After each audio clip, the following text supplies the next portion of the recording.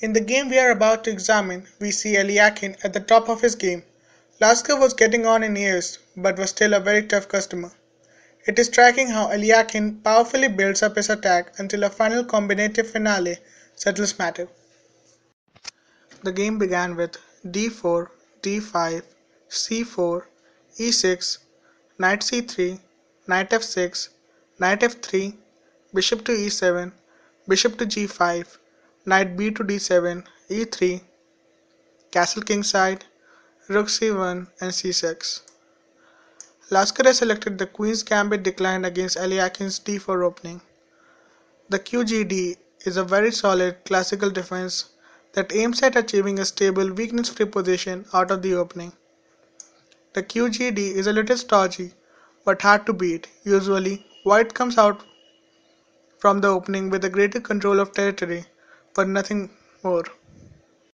The game continued with bishop to d3, d takes c4, bishop takes c4, knight d5, bishop takes e7, queen takes e7, knight e4.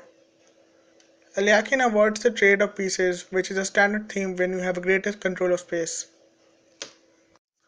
Lasker replied with knight 5 f6. Lasker continues to offer a trade of pieces, but Alekhine again refuses and settles his knight on a good square within proximity to the black king. Knight g3, e5. Lasker plays to open the center. The center will remain the main battlefield, but by piece control, not by pawns. Castle kingside, e takes d4, knight f5. The knight becomes a true thorn in black's side.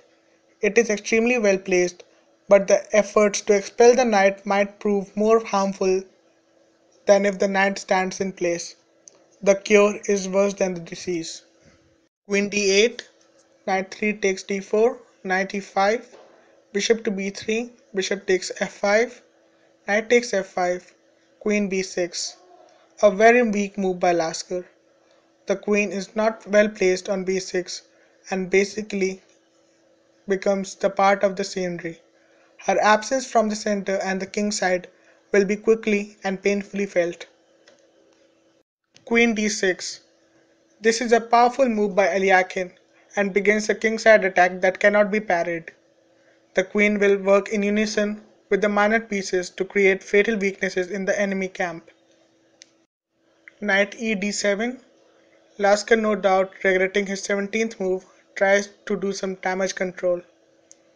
Rook f d1, rook a d8, queen to g3, g6. The first breach in black's king's position is achieved. Alekhine steps up the pressure by bringing fresh forces to bear on the king's side.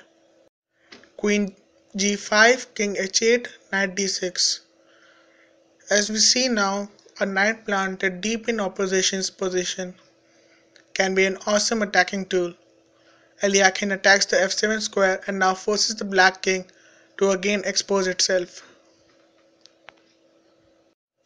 King g7, e4.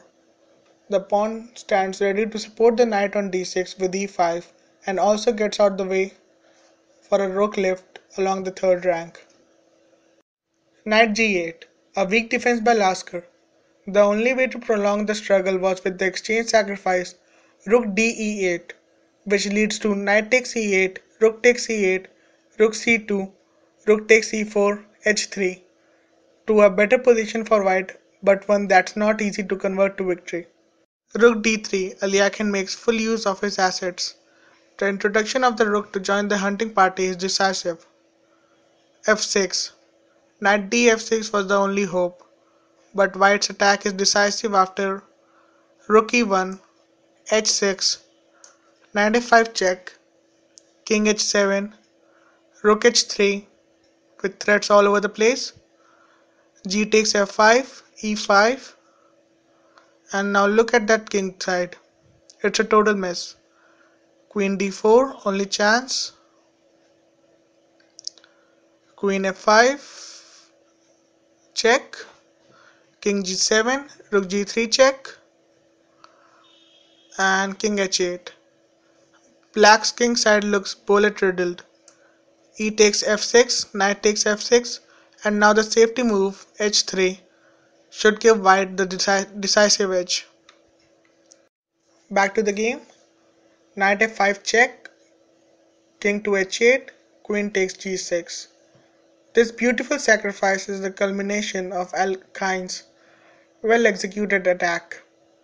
White threatens queen g7 checkmate, and of course the capture of queen leads to rook h3, knight h6, rook takes h6 checkmate. So of course Emmanuel Lasker resigned. Thank you for watching.